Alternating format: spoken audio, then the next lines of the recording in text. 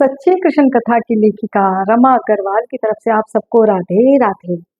आज गुरु पूर्णिमा है और गुरु पूर्णिमा के अवसर पर आप सबके सदगुरु महाराज को मेरा कोटि कोटि प्रणाम है।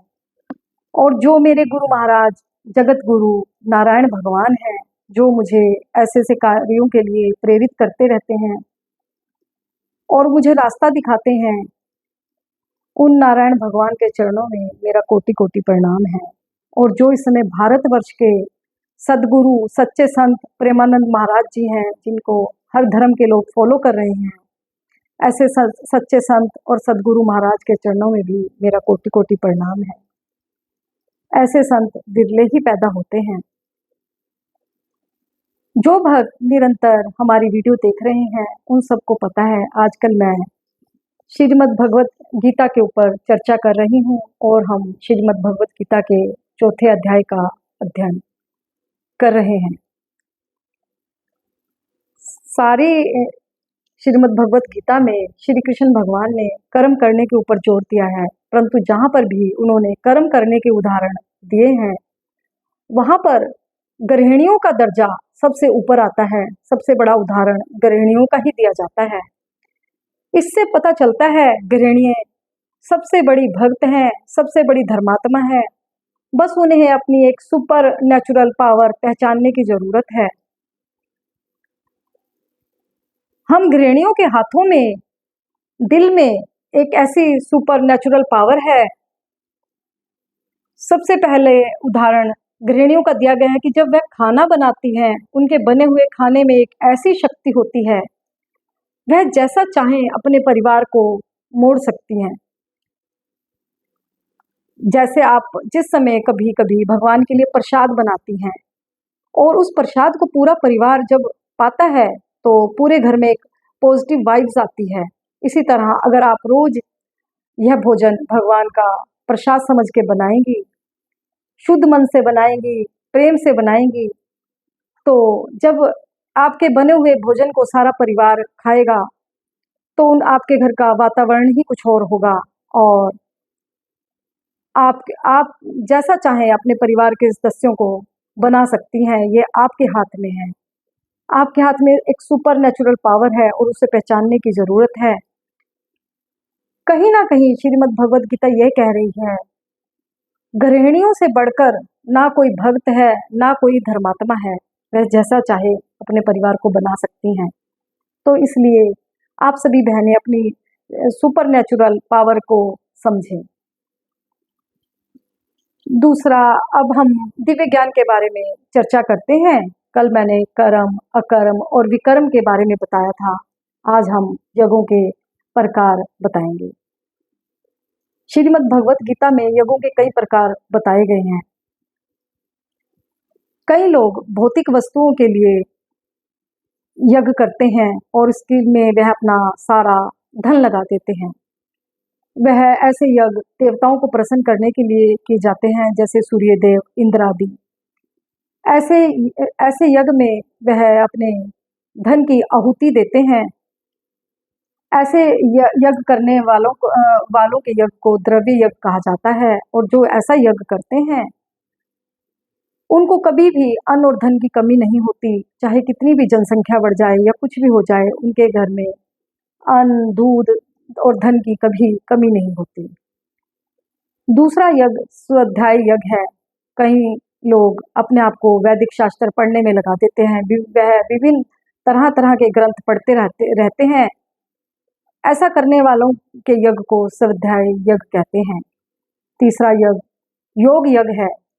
कई लोग योग विद्या के द्वारा प्राण वायु के द्वारा सांसों को अंदर की तरफ खींचते हैं और अपान वायु के द्वारा सांसों को बाहर छोड़ते हैं।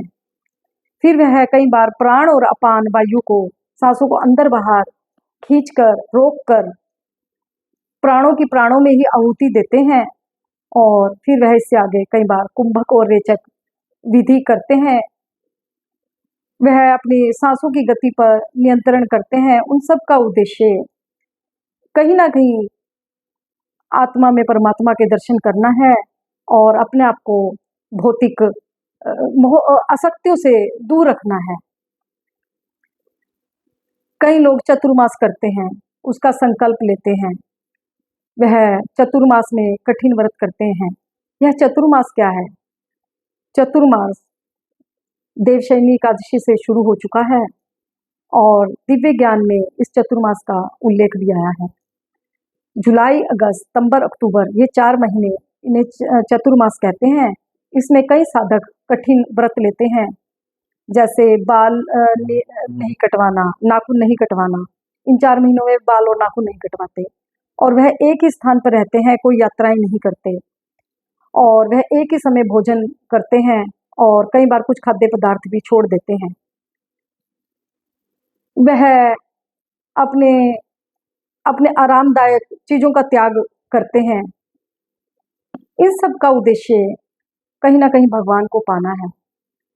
परंतु जो भक्त अपने आप को, वो अपने कर्मों को पूरी तरह कृष्ण भक्ति में लगा देता है, अपने हर कर्म को भगवान के साथ जोड़ देता है, ऐसे भक्त को कोई भी यज्ञ करने की ज़रूरत नहीं है, कोई भी कठिन व्रत लेने की ज़रूरत नहीं है। क्योंकि कई बार बड़े-बड़े योगी योग के द्वारा अपनी सांसों को रोककर समाधि में चले जाते हैं और कई बार आपने कई कुछ ऐसे योगी देखे होंगे जो थोड़े-थोड़े हवा में भी उड़ते हैं। वह सब यह योग की प्रक्रिया द्वारा करते हैं। अपनी सांसों पर नियंत्रण पाकर वह ऐसा कर सकते हैं।